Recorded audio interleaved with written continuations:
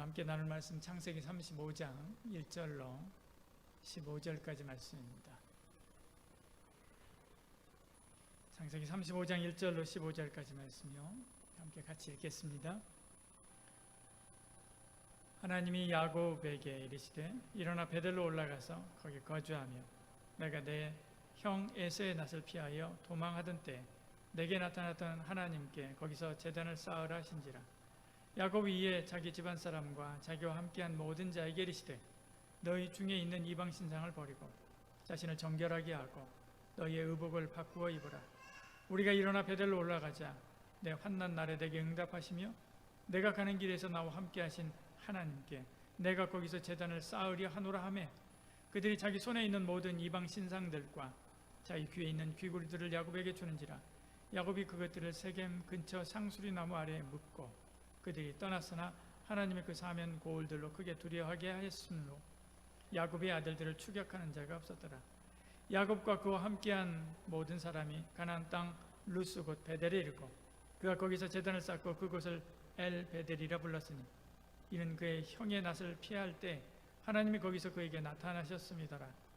리브가의 유모 두보라가 죽음에 그를 베델 아래에 있는 상수리 나무 밑에 장사하고 그 나무 이름을 엘론 바알굿이라 불렀더라.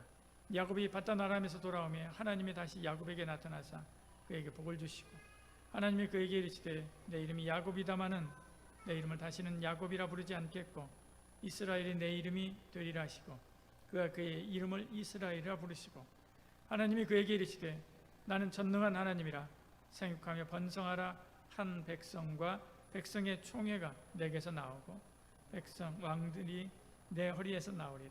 내가 아브라함과 이삭에게 준 땅을 내게 주고 내가 내 후손에게도 그 땅을 주리라 하시고 하나님이 그와 말씀하시던 곳에서 그를 떠나 올라가시는지라. 야곱이 하나님이 자기와 말씀하시던 곳에 기둥 곧 돌기둥을 세우고 그 위에 전제물을 붓고 또 그 위에 기름을 붓고 하나님이 자기와 말씀하시던 곳의 이름을 베델이라 불렀더라. 아멘.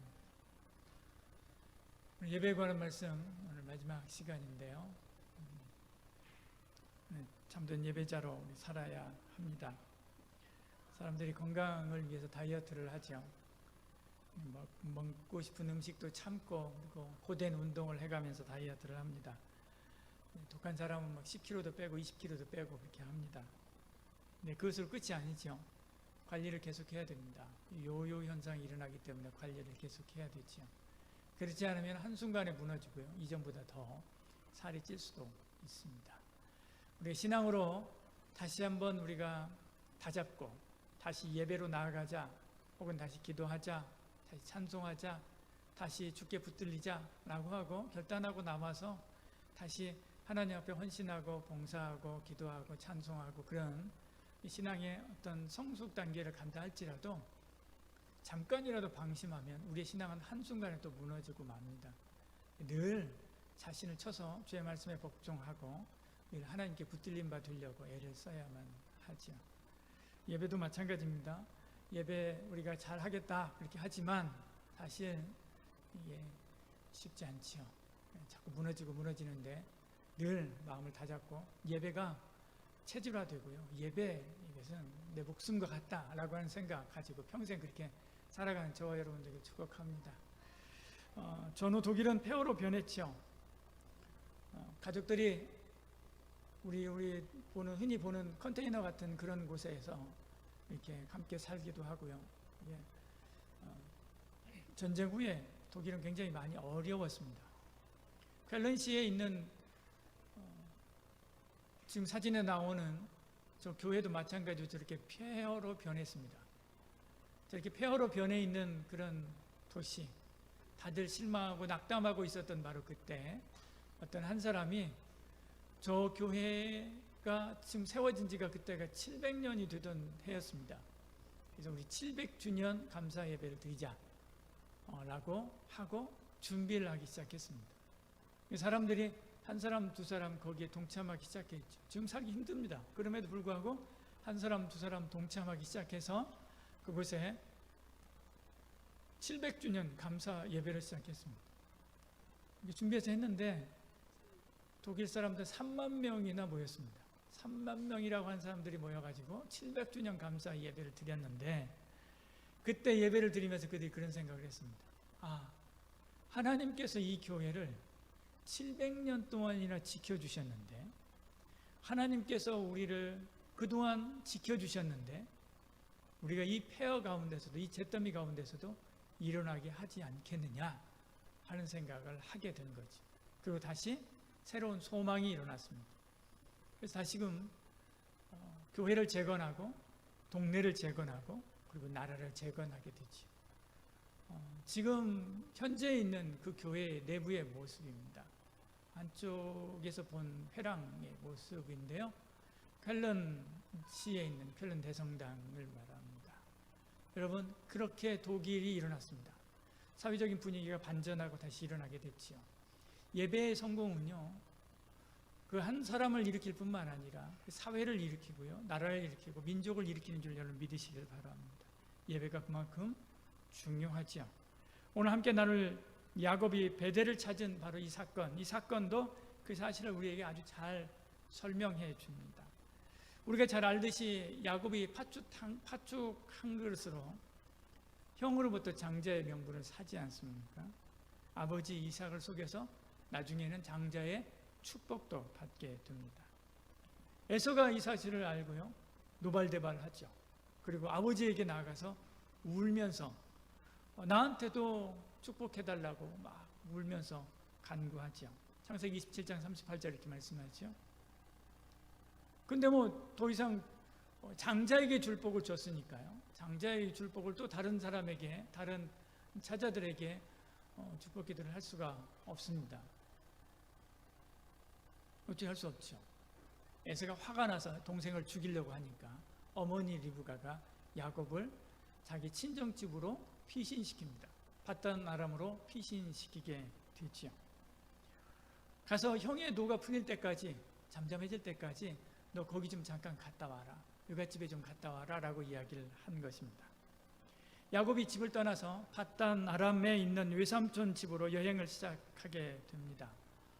지도를 보면 지금 이삭은 브엘세바에 살고 있습니다. 지금 여기에 살고 있습니다. 야곱도 마찬가지로 여기에 있지요. 여기에 있는 야곱이 지금 브엘세바, 이쪽에 있는 브엘세바를 향해서 여행을 하게 됩니다. 지금 여기는 브엘세바, 여기는 지금 산지들입니다. 지도에서 보는 것처럼 여기는 산지들이고 산맥입니다. 여기는 평지죠. 평지고 평야지대입니다. 브엘세바는 평지의 평야지대의 끝부분에 있습니다. 이 브엘세바에 있었던 야곱이 이곳을 여행하는데, 보통 일반 사람들은 어디로 여행을 하느냐면 이쪽 평지를 따라서 쭉 올라갑니다.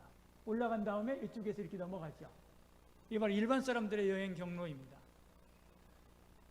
이렇게 편한 길을 놔두고 야곱은 그런데 산으로 올라가게 됐죠. 산지길로 올라가게 됩니다. 족장들이 다녔던 산지길을 향해서 올라가서 넘어가죠. 근데 올라가는데, 그러면 산지길이 우리가 이렇게 생각할 수도 있습니다. 밧단 아람이 이쪽에 있기 때문에 이리 가면 이렇게 돌아가니까 지름길로 가려고 이리 갔다라고 생각할 수가 있죠. 산으로 올라갈 수 있습니다. 근데 지금 쭉 올라가다가 지금 파란 길이 지금 올라가는 길인데요, 예루살렘 넘어가면 바로 넘어가자마자 베냐민 평야가 나옵니다. 분지와 같은 평야죠. 베냐민 평야가 나오고, 그리고 여리고로 내려가는 편한 길이 있습니다. 일반적인 사람들이라고 한다면 여기 예루살렘을 지나서 베냐민 평야를 타고 여리고로 내려간 다음에 요단강을 따라서 올라갑니다. 이렇게 올라가서 여기에서 이쪽으로 해서 넘어가서 저쪽으로 넘어가죠. 이게 바로 일반적인 사람들의 여행 경로입니다. 그런데 야곱은 올라가는 길에 여기에서 내려가지 않고 평지 편한 길을 선택하지 않고 더 올라갑니다. 베델이 여기거든요. 더 올라갑니다. 더 북쪽으로, 산으로 더 올라가게 되죠.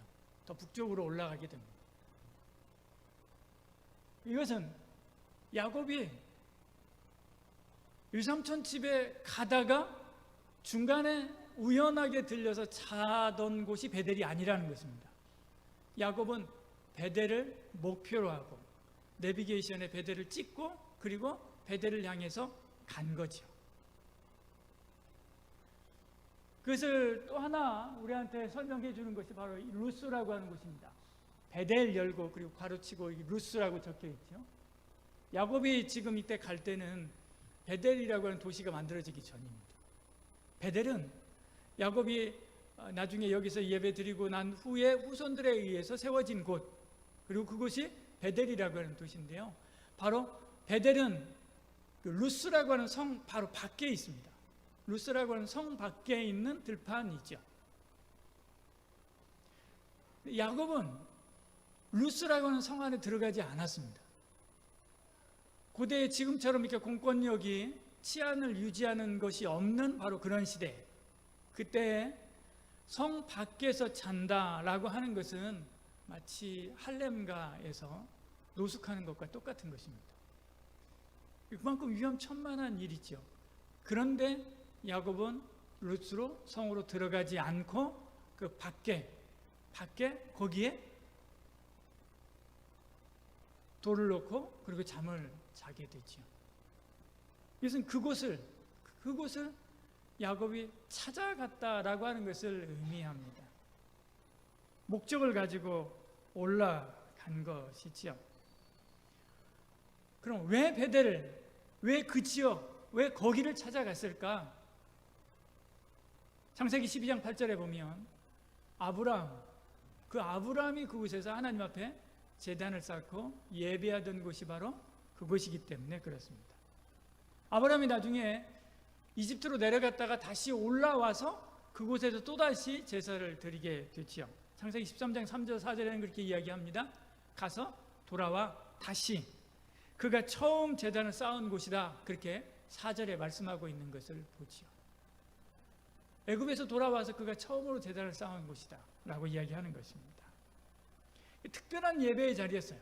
아브라함에게 있어서는 특별한 예배의 자리였고요, 또 야곱이 생각하기에도 그곳이 특별한 예배의 자리였기 때문에 거기에 가서 하나님을 보고 하나님 앞에 예배하고자 라고 하는 그런 마음이 들었던 것이죠. 이미 세월이 많이 지났습니다. 아브라함이 그곳에서 제단을 쌓았던 그 시기로부터 시기가 많이 지났습니다. 그래서 이미 아브라함이 쌓았던 그 제단들, 그 돌들은 흩어져 있을 것입니다. 야곱은 가서 그 돌들을 불러 모았습니다. 가져옵니다. 물론 제단을 다 복원하지는 못했겠지만 몇 개를 갖다가 놓고, 그리고 그 위에 마치 아브라함이 놓은 그 제단 위에 자기가 그 위에 올려진 제물처럼 그 위에 벌렁 들어놓았습니다. 그리고 가져온 돌 중에 하나를 베고 잠이 들었던 것이죠. 아브라함이 하나님을 생각하면서 잠들었을 것입니다. 아브라함의 하나님, 여기서 아브라함을 만났던 바로 그 하나님, 나와도 함께 해주시옵소서 라고 기도하다가 잠들었을 것이지요. 하늘문이 열렸습니다. 창세기 28장 12절 이렇게 말씀하죠. 꿈에 본즉 사닥다리가 땅 위에 있는데, 그렇게 말씀합니다. 사닥다리는 땅과 하늘을 연결시키는 통로 역할을 합니다. 그리고 그런 것을 상징하죠. 그래서 땅의 세계와 하늘의 세계를 잇는 그곳에 문이 열린 것을 의미합니다. 이와 똑같이 고대에는 지금 우리가 살고 있는 지상의 세계하고 그리고 저 밑에 땅 밑에 있는 또 다른 세계, 지하의 세계가 따로 있다고 생각했습니다. 그 세계를 연결시키는 통로로 사람들은 뭘 생각했냐면 우물을 생각했습니다.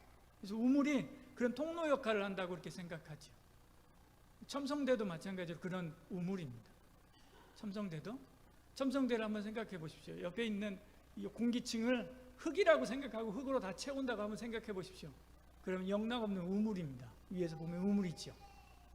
마치 지상에 있는 세계와 지하에 있는 세계를 연결시키는 그 통로 우물, 이것을 지상 위에다가 올려놔서 저 하늘의 세계하고 연결시키고자 하는 조상들의 어떤 그런 마음들이 담겨져 있는 것이 바로 첨성대입니다. 이와 같습니다. 지금 이 사닥다리가 열린 것은 하늘에 있는 문이 열린 것이죠. 하나님께서 그곳에서 그렇게 말씀하시는 것입니다. 하나님의 사자들이 그 위에 오르락 내리락 하시면서 일하고 있는 것을 보고 하늘의 하나님께서 또한 야곱에게 말씀하는 소리를 듣게 됩니다. 하나님께서 그에게 세 가지의 축복의 약속을 하시죠. 땅과 자손과 복에 대한 약속입니다. 이 약속은 아브라함이 받았던 약속입니다. 아브라함이 받았던 그 약속을 아브라함의 여러 자손 중에서 딱 한 사람, 이삭이 이어받았습니다. 이삭이 이어받은 바로 그 약속의 말씀을 에서와 야곱, 그 중에 바로 이 야곱이 그 약속의 말씀을 지금 이 자리에서 받고 있는 것이죠. 야곱은 고난 중에 여호와 앞에 나가서 하나님 앞에 예배하고 하나님께로부터 약속의 말씀을 받은 것입니다. 축복의 말씀을 받은 것이지요. 하나님께서 그에게 그 예배의 자리, 그 베델의 그 예배의 자리, 비록 엉성하고 잘 준비되지 않았지만 그 예배의 자리를 통해서 그에게 은혜 베풀어 주신 것을 보지요. 여러분, 공고한 가운데 있습니까? 환난을 통해서 우리를 부르시는 줄 여러분 믿으시길 바랍니다. 은혜의 보좌 앞으로 부르십니다. 하늘 문이 열린 베델로 여러분 부르시는 줄 여러분 믿으시길 바랍니다. 그러므로 일어나 예배하십시오. 힘들고 어려울 때일수록 예배 놓치지 말고요, 예배의 자리로 부지런히 나와서 예배하십시오. 아무런 변화가 없다 할지라도 예배하십시오. 예배의 자리를 놓치지 마십시오. 여러분, 가정에 힘들고 어려운 일들이 있습니까? 그러면 가정에서 예배 드리십시오. 그리고 저한테 연락하십시오. 가서 함께 같이 가정에 가서 예배하고, 그리고 말씀 보고, 그리고 하나님의 인도하심을 따르는 저와 여러분들을 축복합니다. 바로 야곱이 바로 이 베델에서 하나님을 만나는 공적인 예배, 그런 예배 드린 것이지요. 그 후에 야곱은 그 베델에서 받은 그 은혜를 가지고 사는 것입니다. 바단 아람에서 가서 갈 바를 알지 못할 그때 베델에서 만났던 그 하나님께 그가 부르짖어 기도하는 거죠. 내가 어떻게 하면 좋습니까? 그때 삼촌의 딸들을 만나게 하고 삼촌 집으로 가게 하죠. 이 삼촌의 집에서 어려움을 만났을 그때도 마찬가지로 기도했습니다. 결혼을 할 때도 기도했습니다. 양떼가 많아서 감당하기 힘들 때도 기도했습니다. 삼촌들이 시기를 하면서 그의 양떼를 빼앗으려고 할 때도 기도했죠. 그가 언제나 힘들거나 그렇지 않거나 내가 베델로 돌아가서 베델에서 여호와 앞에 제단을, 그때 서원했던 대로 제단을 쌓고 하나님 앞에 예배해야지라고 하는 그런 마음 가지고 살았던 것입니다. 고단한 타향살이 중에서 하나님을 고대하고 바라면서 하나님 앞에서의 삶을 사는 거지. 베델에서의 공적인 예배에 받은 그 은혜를 가지고 그 삶의 현장에서 생활의 예배로 하나님 앞에 영광 돌리는 삶을 살았던 것이죠. 그 결과 하나님께서 그에게 복을 주십니다. 그가 무일푼으로 삼촌 집에 갔는데 그가 거부가 되어서 내려오지 않습니까? 그가 혼자 그곳에 들어갔는데 13명의 자녀를 데리고 그곳에서 나오게 됩니다. 라반이 군대를 이끌고 오지만 하나님께서 마하나임의 군대를 보내어 그를 보호해 주시는 것을 보죠. 가나안에 들어올 때도 에서가 막지만 하나님께서 그의 마음의 문을 열고 가나안으로 들어오는 문을 열어서 그를 가나안으로 돌아올 수 있도록 인도하여 주시는 것을 보죠. 여러분, 모든 시간, 모든 상황 속에서 하나님을 예배하는 예배자로 살면, 공적인 예배와 삶의 예배자로 살면 모든 상황, 모든 곳에서 하나님께서 우리에게 은혜 베풀어 주시고 인도하여 주시고 복을 주실 줄 여러분 믿으시길 바랍니다. 삶의 예배자, 이런 예배자를 하나님께서 찾으시는 거죠. 야곱은 야복강을 건너서 가나안 땅에 들어왔습니다. 에서와도 극적으로 화해하고 그리고 돌아왔습니다. 그런데 베델로 가지 않습니다. 그 약속했던 공적인 예배로 돌아가지 않지요. 내가 아버지께 돌아가면, 내가 다시 돌아가게 되면 하나님께서 나의 하나님이 되고 내가 기둥으로 세운 이 돌이 하나님의 집이 될 것입니다. 내가 예배하던 이 베델, 여기를 하나님의 교회를 세우겠습니다 라고 서원했었던 그 서원의 자리로 돌아가지 않는 거예요. 베델의 공적인 예배의 자리로 돌아가지 않은 것이지요. 그런 내가 예배자로 살겠습니다 라고 서원했었던 것입니다. 그렇지 않은 것입니다. 대신에 북쪽에 있는 세겜으로 가게 되지요. 18절 이렇게 말씀합니다. 바단 아람에서도 평안히 가나안 땅 세겜 성읍에 이르러 그 성읍 앞에 장막을 치고 그렇게 말씀하지요. 평안히 가나안 땅 세겜 성읍에 이르러 그렇게 번역을 해놨는데요. 이 말을, 평안이라고 하는 이 말을요, 형용사로 보면 평안한 성 세겜이 됩니다. 번역하기 나름인데요. 그래서 어떤 주석가는 평안한 성 세겜이라고 그렇게 표현하고 그렇게 이야기하고 있는 주석가도 있습니다. 사실 그건 평안하지 않았습니다. 삼촌과 계속 거래를 해야 됐죠. 집에서도 어떻게 하면 해서 형의 장자권을 빼앗을까라고 고민하면서 그렇게 살았던 사람이죠. 형과 불화하고 떠났습니다. 외삼촌의 집에 가서도 외삼촌하고 계속 거래를 하는 거예요. 계속 거래를 해야 됐습니다. 어떻게 하든 내 양떼를 지키려고 또 애를 썼고, 그리고 사촌들은 그의 양떼를 빼앗으려고 그렇게 길을 썼죠. 그럼 평안함이 없었습니다. 집에도 아내들끼리 서로 시기하고 다투고 싸우는 일들이 계속 반복됐습니다.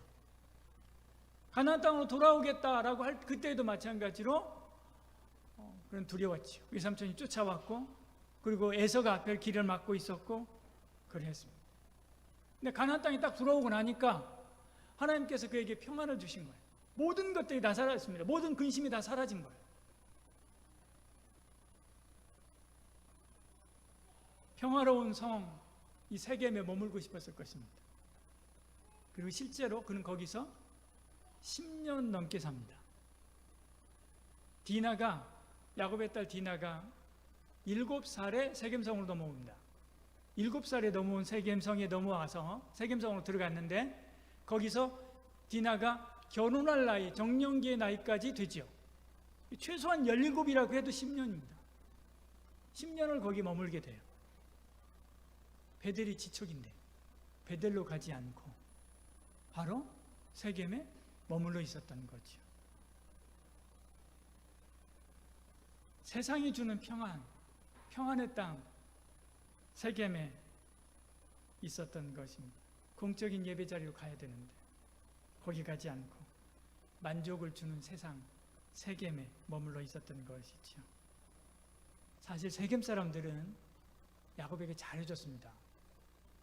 자기 형제들보다도 더 잘해줬습니다. 외삼촌에 있는 사람, 외삼촌 가족들보다 훨씬 더 잘해줬습니다. 그래서 야곱은 거기에서 땅도 사지요. 우리도 짓습니다. 그리고 우물도 팝니다.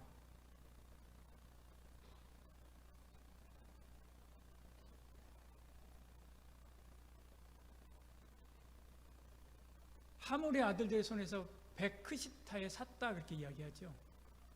고대에는 땅을 잘 안 팝니다. 아브라함이 사라의 장지 문제 때문에 땅 사지 않습니까? 창세기 23장에 나오는데 땅을 사는 내용을 길게 이야기합니다. 그리고 여러 가지 복잡한 과정들을 거쳐가요. 왜요? 땅을 안 팔아요. 땅을 팔면 그 땅을 정당한 대가를 주고 사면 그 땅은 그 사람의 것이 돼요. 대대후손 계속해서 그 사람의 것이 돼요. 그러니까 땅을 안 팔아요. 땅은 생명과 같아요. 그런데 세겜 사람들은 선뜻 야곱에게 땅을 판 것을 봐요. 그리고 야곱한테 머물러 있어라, 여기 있어라 그렇게 이야기하는 것을 봅니다. 세겜 사람들은 아무 조건 없이 그를 받아들였어요.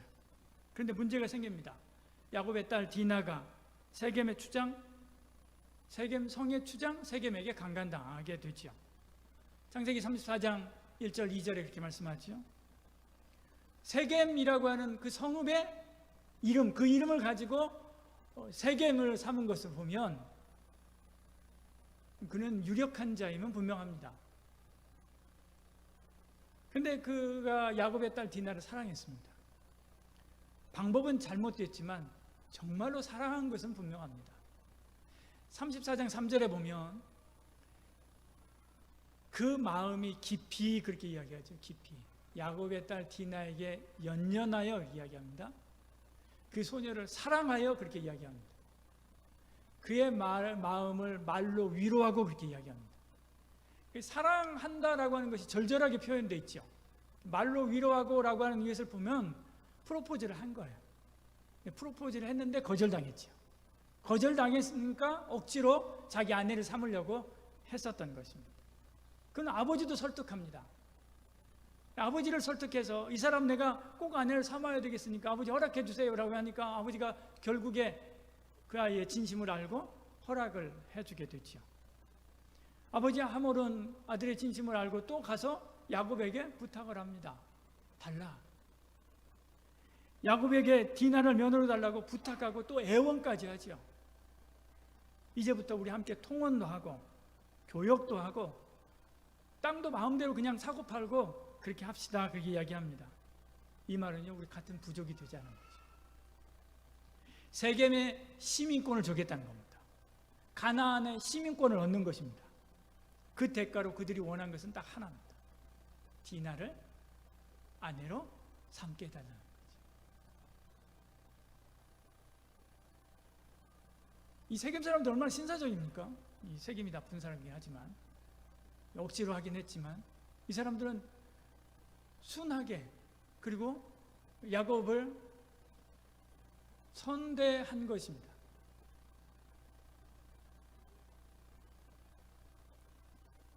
그렇다고 해서 야곱에게 너희 신앙 버리고 우리 신앙 가져라 라고 하는 것도 아닙니다.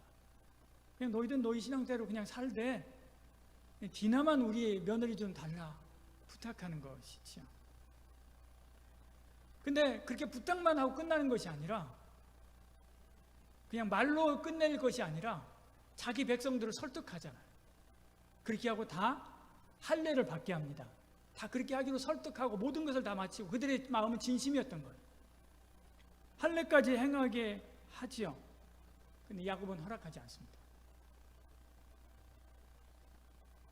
야곱의 아들들은 분노하죠.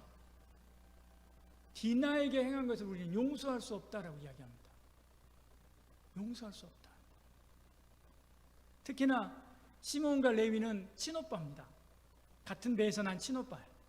그들이 주동이 돼가지고 세겜성을 공격합니다. 그 세겜성을 치고 공격했을 뿐만 아니라 약탈까지 하죠. 공격하고 사람들을 죽인 것은 복수라고 할 수 있습니다. 그렇지만 약탈까지 한 것은 아주 나쁜 거죠. 야곱은 이제 큰일 났다는 겁니다. 주변에 있는 가나안 사람들이 만약에 우리를 공격하게 되면 우리는 이제 끝장났다라고 하는 생각을 하게 되죠.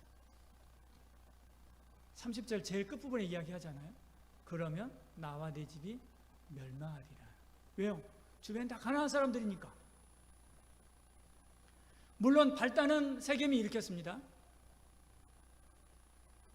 그러나 이렇게 세겜성을 완전히 폐허로 만들어버린 것은 하나님과 사람 앞에 사악한 일이기도 했지요.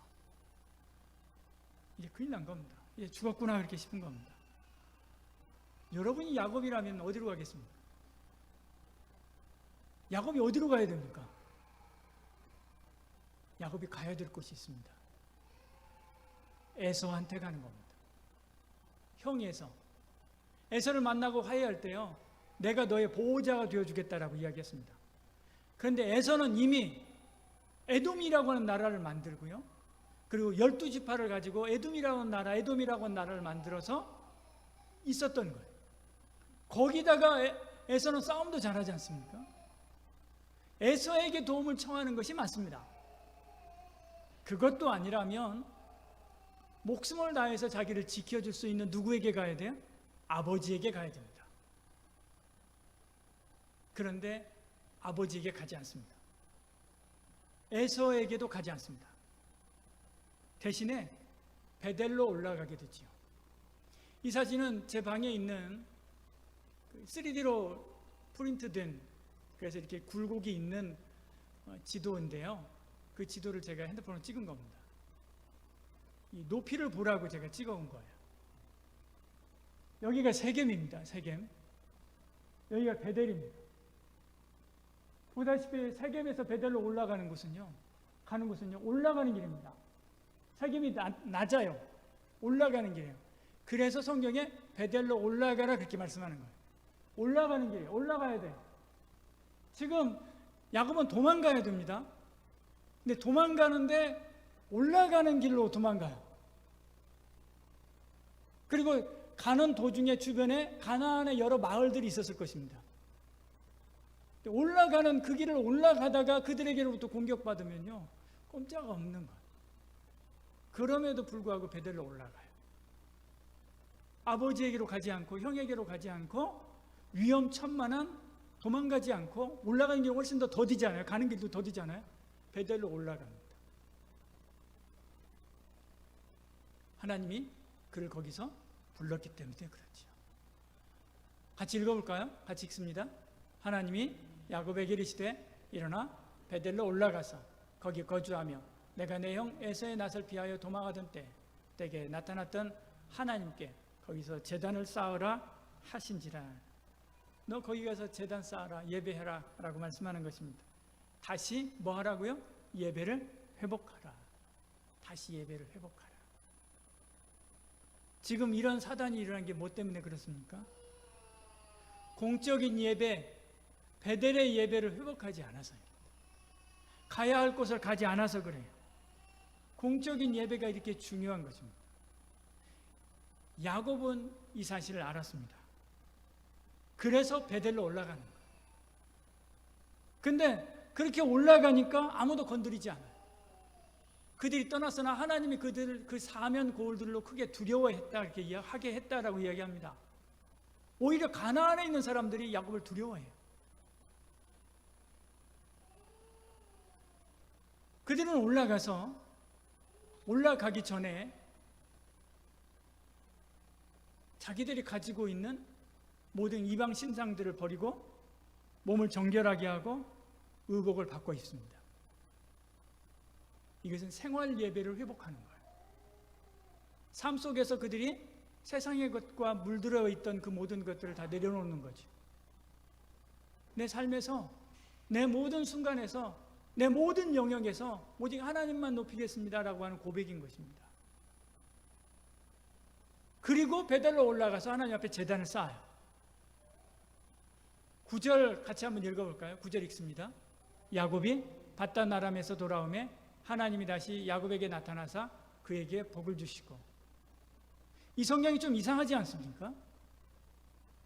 지금 야곱이 밧단 아람에서 돌아온 지가 최소한 10년이 넘었습니다. 최소한 10년이 넘었어요. 그런데 여기서 뭐라고 이야기해요? 야곱이 밧단 아람에서 돌아옴에 이야기합니다. 벌써 돌아왔는데 이때 비로소 돌아왔다고 인정하는 거예요. 이 이야기는 뭐냐면 하나님이 베델에서 기다린 거예요. 밧단 아람에서 얘가 언제 돌아오나 기다렸던 거예요. 그리고 이제 네가 왔구나라고 하는 거예요. 이제 네가 왔구나.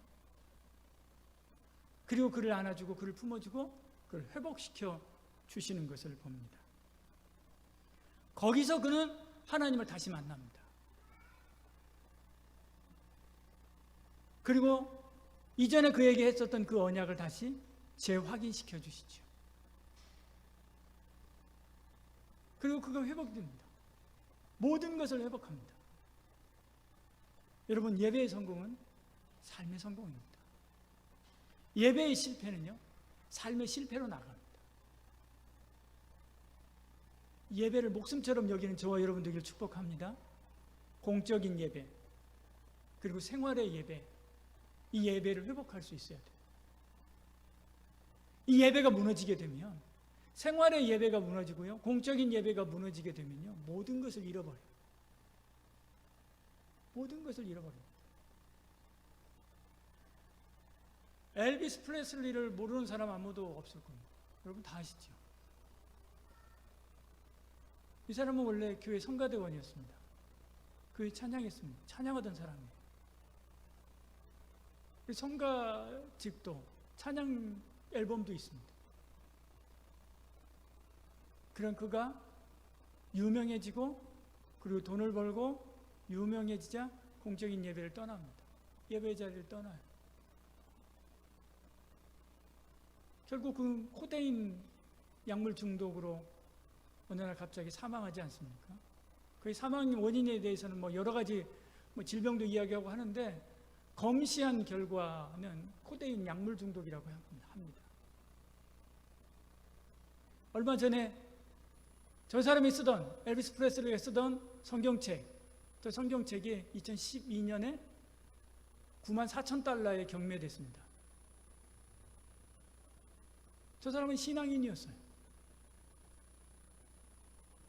예배가 무너지고 모든 것을 다 잃어버려요. 저와 여러분 마찬가지입니다. 우리 예배가 무너지면 모든 것을 다 잃어버려요.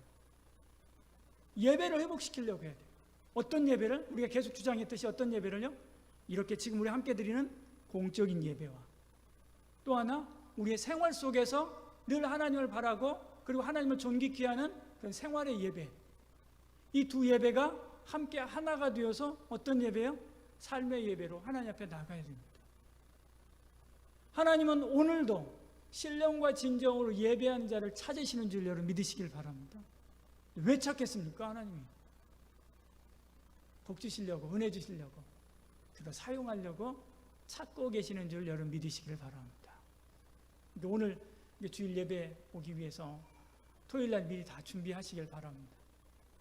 토요일날 준비하고요, 토요일날 밤늦게까지 유튜브 보고, 유튜브 알고리즘에 빠지지 말고, 유튜브 알고리즘에 빠져가지고 그 덫에서 헤어나오지 못하고 정신 차리면 새벽 3시, 4시까지 되지 말고 얼른 내려놓고 그리고 준비하시길 바랍니다. 그리고 푹 자고 주일 아침에 10분, 20분 일찍 와가지고 같이 예배하고요.